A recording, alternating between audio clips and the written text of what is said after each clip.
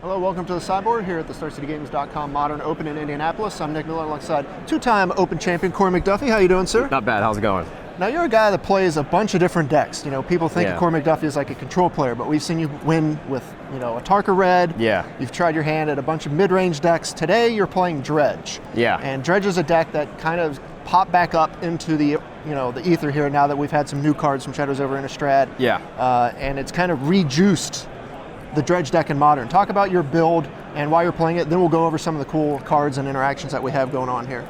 So this weekend, I really wanted to play Dredge, mostly because Modern, it is a format of a bunch of decks, and the last couple formats where I've played outside of my comfort range of control, I've been doing more degenerate and powerful things because in formats that aren't really defined, you can't really build a deck that correctly reacts to all their plays and everything. So I really just want to do something really powerful. Them taking Amulet away, I never really wanted to play Splinter Twin, but this is like the next build of the most degenerate deck that I could come up with this weekend.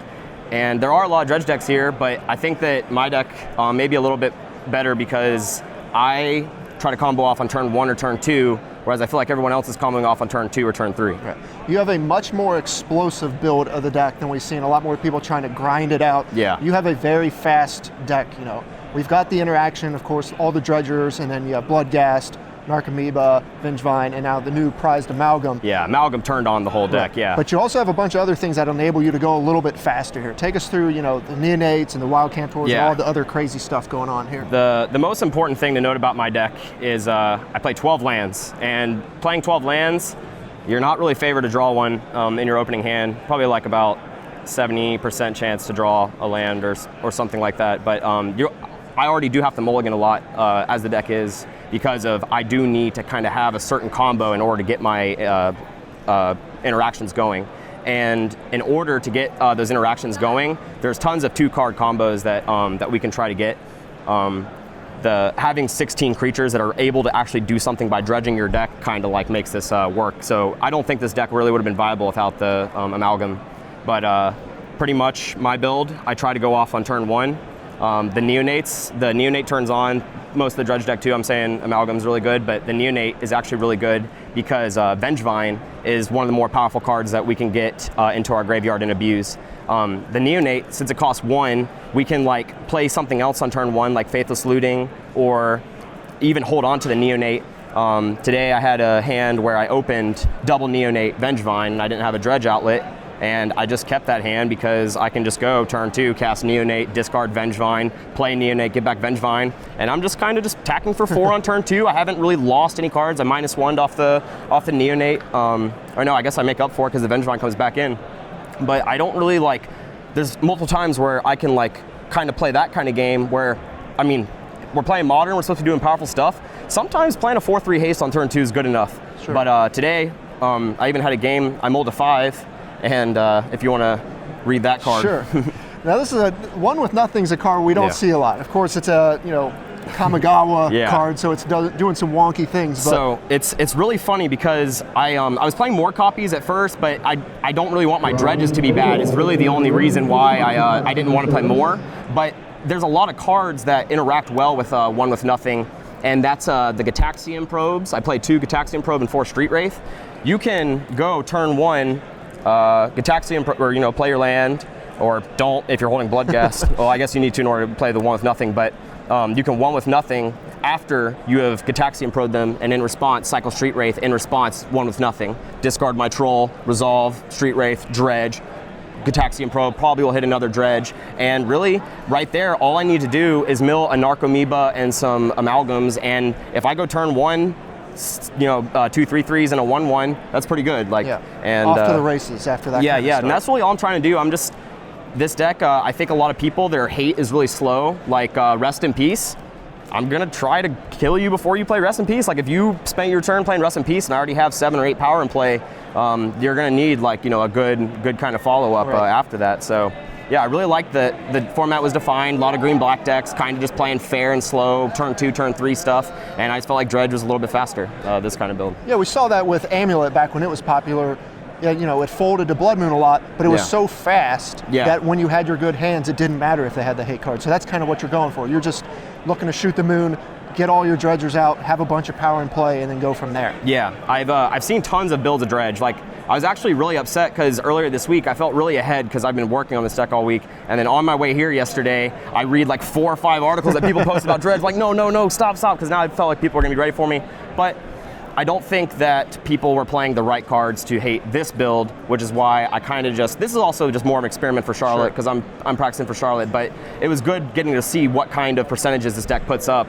I would say I got kind of unlucky as a lot of Dredge and crazy degenerate decks would do, maybe a little bit below average, but there's still a couple cards I would change, but in general, I'm just trying to go off on turn 1 or turn 2. If I can discard my entire hand to 1 with nothing, Dangerous Wager, or Phantasmagorian, I can have multiple combinations of Golgari Thug, Wild Cantor. Wild Cantor works with all the creature combinations because it helps fix your mana. But if you were drawing Wild Cantors while you're cantripping through your deck, maybe, or even in your opening hand, all you need to do is just dredge 1 Thug, and then if you have 2 mana, you can play the Cantor, sack, play the Thug, get back all your Vengevines, get back all your Amalgams. So I was just trying to be really turbo. I saw tons of good builds, like Life from the Loam is a great card, and a card I always really want to play. I saw AJ Soccer post a list with Greater Gargadon, and prize Amalgam can see itself, so you can kind of just keep feeding the Gargadon and just keep putting the same one into play. So that's really, really interesting. I didn't even consider that till yesterday. So maybe there's a build that that has Greater Gargadon. All I want to do is do Degenerate, put a big guy into play in the first couple turns anyway. So I think AJ's list is pretty good. The general graveyard mechanic of being able to use Life from the Loam and all your dredgers to see all your good sideboard cards. I play Ancient Grudge and Gnaw to the Bone, and I'm able to build a game plan counting on seeing those cards. So the Dredge strategy felt pretty good this weekend. Right, yeah, there's no crazy thing like you see in Vintage or Legacy Dredge where you get to do a hasty combo kill or something like that, but you just get to put so much power in play when you do this that it doesn't really matter. If you get an Amalgam, Bloodghast, and a Vengevine, you just have a bunch of creatures when they don't have anything. One thing that's really interesting that I really appreciate WotC doing, there was a point maybe 6 months ago where a lot of these decks,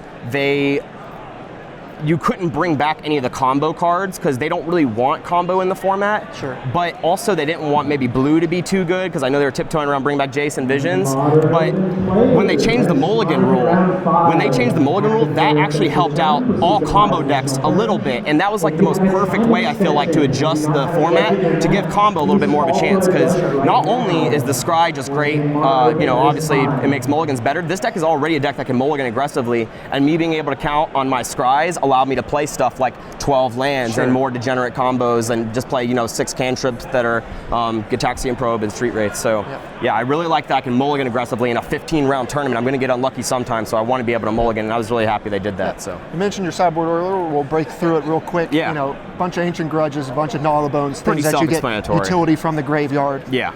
Then you got some other things like a Tasker and Hooting Mandrills, I guess, when you need to just have more threats. It's more against certain sideboard cards, and if you just put yourself in their position, like being a green-black player or any other kind of hater deck, they're gonna bring in graveyard hate, Surgical Extraction, Grafdigger's Cage, and if I just start slamming Tassiger or Hooting Mandrills, that can actually kind of the same thing I was talking about before when they play Rest in Peace. Even if I went turn 1, Amalgam, 2 Narcomoebas, attack for 5, they probably took 2 off their land, they're almost halfway dead. I don't really need much more to start attacking and withering their life down.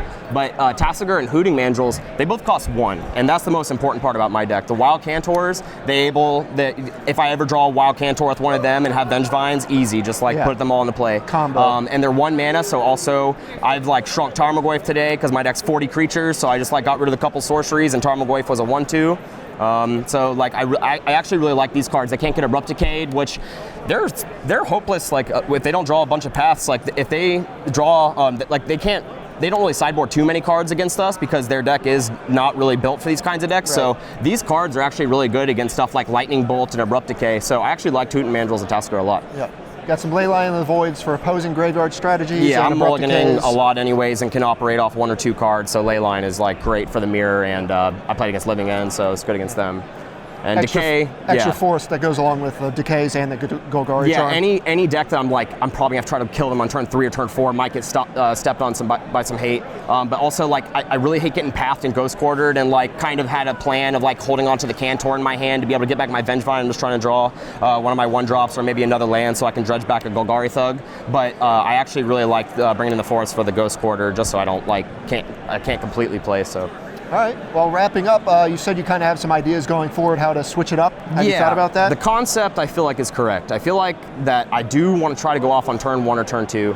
There's some cards that maybe I would change. The Wild Cantor was probably the most last second and least tested part of my deck, but just after the couple draws and factoring in a bunch of percentages, it just seemed like that Wild Cantor worked with a bunch of combinations to make Vengevine the best. If I didn't play Wild Cantor, I don't think it's worth playing Vengevine. So right there, that frees up 7 cards, and I play 12 lands. So that there's tons of cards that you can add to the deck. If I were going to try to stick to this crazy degenerate Wild Cantor build, I think that Dangerous Wager is too slow. I think I want a 1-with-nothing over it. The 1-with-nothing has been comboing really well with the Cataxian Probe and the Street Wraiths, and being able to discard Phantasmagorian, so I can always rely on getting the cards out of my hand that I don't really want to draw. I'd probably play more cards like 1-with-nothing. There's actually another really awesome 0-mana cantrip that I almost played in my deck. It just doesn't mulligan well. It's the only problem with it. Since I'm a deck that I'm counting on my Street Wraiths and Cataxian Probes to fill the range of my hands that I miss, but I really wanted to play the card Edge of Autumn. And Edge of Autumn, it's a green 1 sorcery, search your library for a basic land, put it into play tapped, and it has a cycle of sacrificing a land. So if I can go as deep as turn 1, play a land, Cataxian Probe you, in response, cycle Street Wraith, in response, cycle Edge of Autumn, in response, 1-with-nothing.